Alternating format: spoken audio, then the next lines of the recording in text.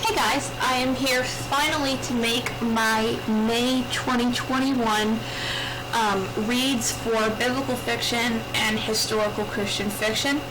I'm so sorry, these past months keep getting away from me, so on to May. The very first one that I read was biblical fiction, and it was Priscilla and Aquila. This is a really old one. It's originally from the 1980s with the original Women of the Bible from Guideposts. I don't know if you guys know the new set that's come out, but this book was okay. Personally, it wasn't really one of my favorites. I didn't really like how they portrayed them as a couple. So personally, I would pass by it if I was offered it again. So that's my take on that one. The next one, Shadow Among Sheaves. This was a wonderful allegory of Ruth and Boaz. It was so sweet. I actually was crying through this book because it was so good. It takes place in the 1800s in England, and Ruth is actually an Indian woman. And I don't know if you guys know, but Indian people were very frowned upon, I guess, in England during that time. They, didn't want them to be among them. So even though they owned India in that sense at that time.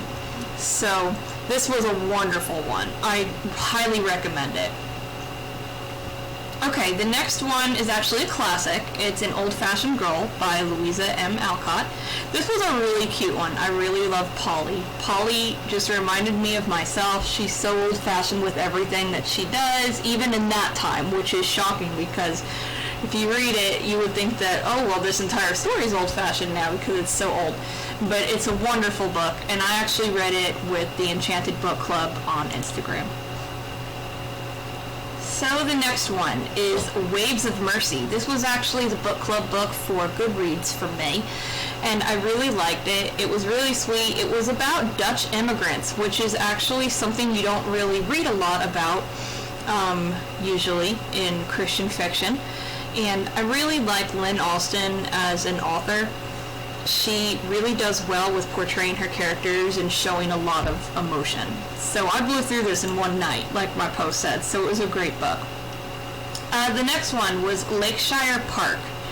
So it wasn't really one of my favorites. I'm not really totally into Regency. It just gets a little too prim and proper unless it can get kind of funny. But to me, this one wasn't really suited to my taste. Unless you like, Regency, you'll probably end up really liking it, but I'm not a huge fan of Regency. Behind the Scenes by Jen Turano. This one was a book club book too. This one was a sweet little funny book. I really liked the main character in it. She was funny with the things that she did and the trouble that she ended up getting herself into. Especially if you read the book, you'll understand when I say the dumbwaiter scene when she somehow is squeezed into the dumbwaiter is very interesting to me. So that was a cute one. The next one is Together Forever by Jodie Hedlund. I love the Orphan Train series by her. So this was book 2.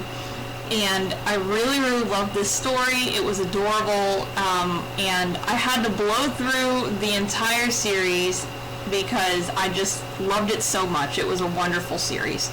So I cannot say enough about that one. The next one was Scattered Petals by Amanda Cabot.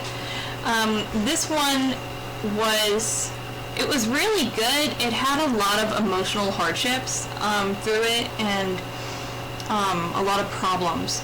So this one isn't just like a kind of sweet read. The main character had a lot of issues, but it was a really good read for any kind of tragic romance where tragedy kind of breaks the main character's spirits.